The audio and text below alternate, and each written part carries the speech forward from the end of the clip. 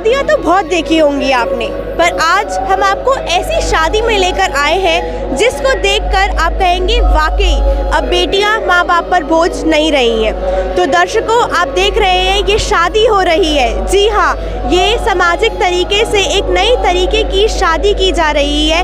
ये 17 मिनट में बताया जा रहा है कि यहाँ पे जो मंत्र उच्चारित किए जा रहे हैं उनसे ये जोड़े बैठे हैं जो उनका विवाह संपन्न हो जाएगा।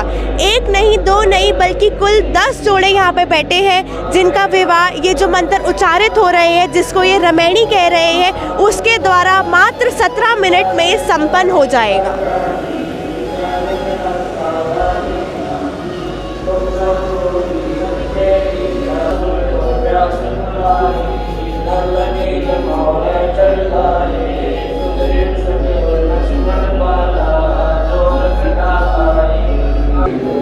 तो दर्शकों, जैसा कि अभी हम आपको दिखा रहे थे किस प्रकार से मात्र 17 मिनट में यहाँ पे रमैनी की जा रही थी, उनमें से ही एक जोड़ा हमारे साथ जुड़ा है। आइए इनसे बात करते हैं और जानते हैं कि ये जो मंत्र उच्चारण किए जा रहे थे उनकी महत्वता क्या है।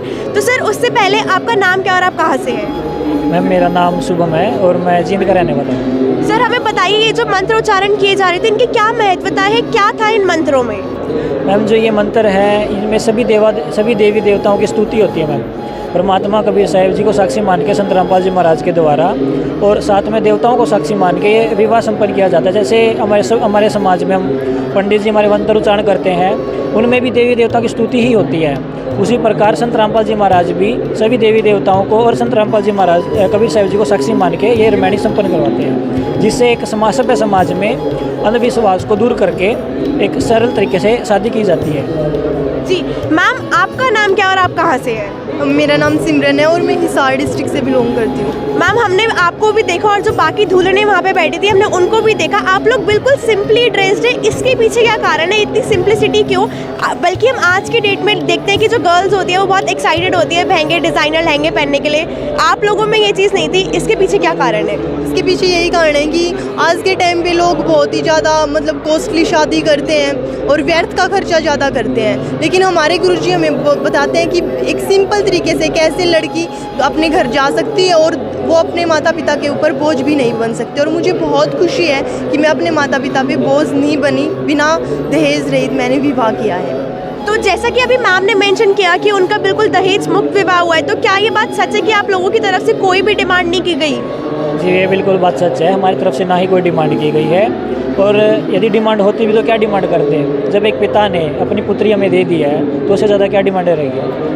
जी, आपने ये बात बहुत ही अच्छी कही कि जब एक पिता ने अपनी ही पुत्री हमें दे दी तो उससे बड़ी बात क्या ही हो सकती है। तो चलिए दर्शकों, बाकी आगे और जोड़ों से मिलते हैं और उनसे बात करते हैं। तो एक और जोड़ा हमारे साथ जुड़ा है, आइए इनसे जानते हैं कि इन्होंने सेहरा नहीं बांधा हुआ, इन्होंने कोई पगड़ी नहीं बांधी हुई, तो इसके पीछे क्या कारण है? नमस्कार सर, आपका नाम क्या और आप कहाँ से हैं? मेरा नाम गणेश दास है और मैं बिहार से हूँ।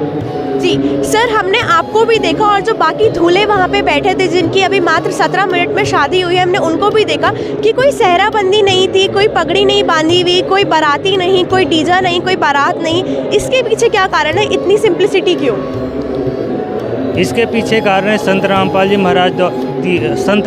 महाराज द्वारा दिया गया ज्ञान है और उनकी शिक्षाओं से प्रभावित होकर ये मैं शादी कर रहा हूँ। और जैसा कि आपने बताया कि जैसा मैंने सेहरा नहीं बांधा और डीजे वगैरह जैसे आम शादियों में होती है, लेकिन ये शादी बिल्कुल अलग हट के है। तो मैं यहाँ पे बताना चाहूँगा कि ये सब चीज़ें पाखंडवाद है, इससे समाज में कुरीति फैलती है।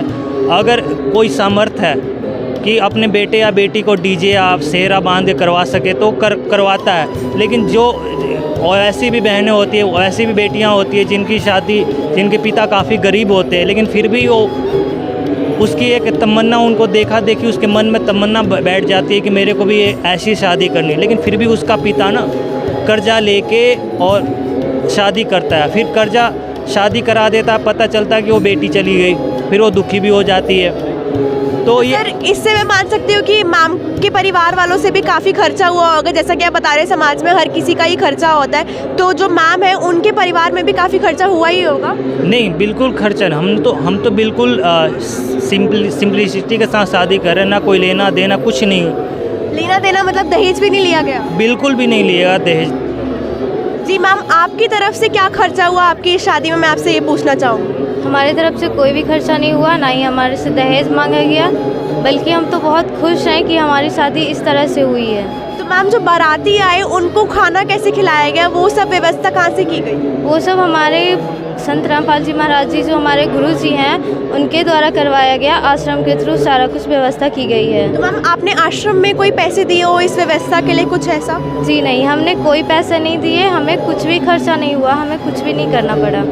जी धन्यवाद मैम। तो दर्शकों आपने देखा कि किस प्रकार से मैम और सर ने बताया है कि लड़की पक्ष की तरफ से बिल्कुल भी खर्चा नहीं हुआ है। जो खाना खिलाया गया बारातियों को वो भी आश्रम की तरफ से ही खिलाया गया है। नमस्कार। नमस्कार साहब जी। अच्छा, समाज में तो और भी बहुत तरह से विवाह किया जाता है, आप लोगों ने ऐसे विवाह करना क्यों चुना? ये संत रामपाल जी महाराज के शिष्य हैं जी हम। जी हमारे यहाँ पर दहेज में तो रवैणियाँ होती हैं, ना कोई बैंड बाजा, ना कोई कुछ अलग अलग प्रकार का प्रवृत्ति होती है। यहाँ पर संत रामपाल जी महाराज ने एक समाज सुधारने का कार्य किया हुआ है, इसलिए हम लोग ये रवैणी 17 मिनट की होती है, सब रवैणी कहते हैं। ठीक है जी। आप कहाँ से आए? मैं दमोह MP से हूँ। सच है साहिब नमस्कार। सच है। अच्छा, समाज में तो और भी बहुत तरह से विवाह किया जाता है, तो आप लोगों ने ऐसा ही क्यों चुना?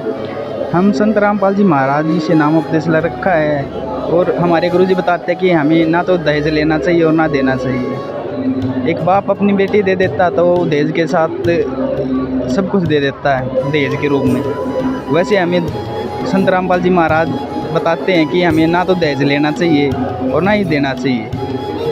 जैसे गरीब आदमी है वो अपनी बेटी दे देता तो सब कुछ दे देता है, जिसने अपनी बेटी दे दी उन्हें सब कुछ दे दिया। तो संत रामपाल जी महाराज ने हमें बताया कि भाई दहेज नहीं लेना चाहिए। जी आप कहाँ से हो? जी हम रोहतक गड़ावठी गांव से हैं। Thank you. शायद सर। तो दर्शकों आपने देखा कैसे मात्र 17 मिनट में यहाँ पे संत रामपाल जी महाराज जी के सानिध्य में 10 विवाह संपन्न हुए।